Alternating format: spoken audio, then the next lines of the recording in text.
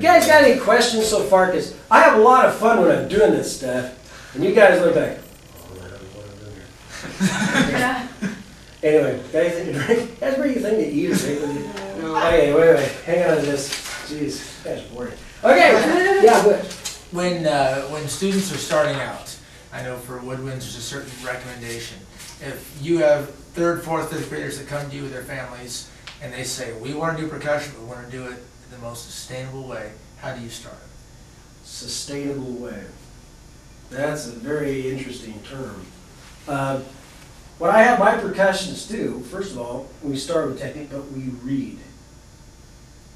And we learn strokes, but at some point, I make them play piano.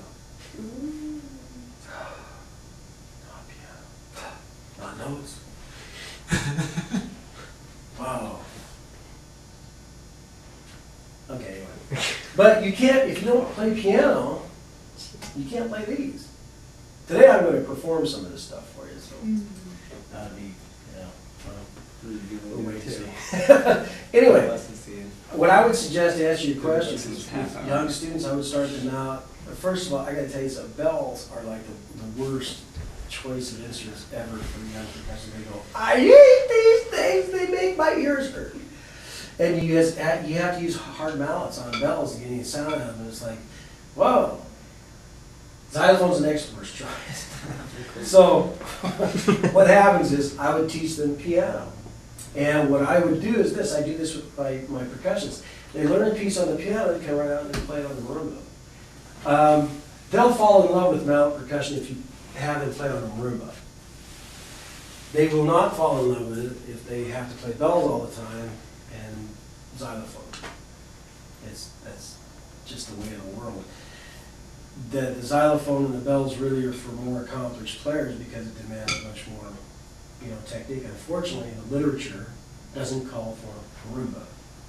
Some contemporary stuff does, but not much that you're going to find in high school. But to sustain that, you have to keep their interest. The other thing too is, and I got to tell you, when I taught college, I did it for 11 years, and they would come in, new students, the MTV hairdos, blue, black, mixed, I don't know. And then it'd be, all over the place, looking cool and earring and everything else. They'd be twirling their sticks. Hey, dude, yeah, where's the drum set? I'd give them a pair of xylophone mallets. I'd say, welcome to reality. The rule is, if you can't play drum set by the time you go to college, it isn't going to happen. Okay. Well, I get them to play xylophone rag tunes, which are really fun, mallet ensemble stuff. 3 months later, they cut their hair off, start acting like normal human beings. So I call those people dummers.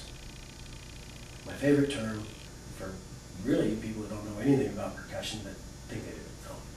Anyway, the whole idea is dumber, drummer, percussionist, musician. That's our goal, is to turn you guys into musicians. Problem with percussion is this, you have to be extremely disciplined. Look at this. I played violin. Hey guys, what's the case? We got the bow, put the rosin on, go, and we'd be off and running. No, it took me 2 days to set this up. I had to move crap in there. Under there, that's a bass marimba that's under there in 2 parts. But I'm going to show you what those things are. I got marimbas there, I got a set of vibes in there, I got, I got this xylophone, this marimba. Look at that thing, good grief, I moved that. Timpani, I got more garbage than, and I got bells, jeez, I'm going, then I said, oh man, I gotta get all the tambourines and the maracas and the bongos, I got congas in there. And downstairs I got more stuff, I got gongs, I got a whole storage shed full of this thing. What am I trying to tell you? Well, percussionist, the violinist shows up to the game. He carries his violin in on somebody, he sits it down, he opens it up, acts like he knows everything. And he takes it out, tunes up, and he acts like, look at me. Okay. Percussionist drags in 2 trunks full of stuff. You look like a Neanderthal. You just got off the truck in your Levi's. You're dirty. You've been dragging stuff around. You open up, you got 20,000. It takes you 2 hours to set your garbage up. They go, are you ready yet? You're going, okay, everybody, bell mallets, throw! boom! Okay? So what you gotta do is you have to understand that this is a great tradition. And what's really cool about percussion too, and what I'm talking about, because I'm going to demonstrate a few other things here before we go on to some other stuff. But the main thing is, all the soundtracks in movies are done by two guys in a room breaking things. Okay, the barroom fights, stuff like that. Those weren't recorded in the bar. In the John Wayne movies where everybody's punching each other and everything. Two guys get in a room, and they're watching the screen, and it's a guy, and they've decided how they're going to lay it out and everything. They're two percussionists. They're breaking things. They're working in tandem together to get all the sound effects, trumping through the mud, everything. It's done. That's what percussionists do. That's really cool stuff. So next time you listen to a movie soundtrack, remember, it's not live. Yeah, it's memorized though. It's not live. There's two guys that couldn't get a job doing anything else. They're stomping in mud. Okay.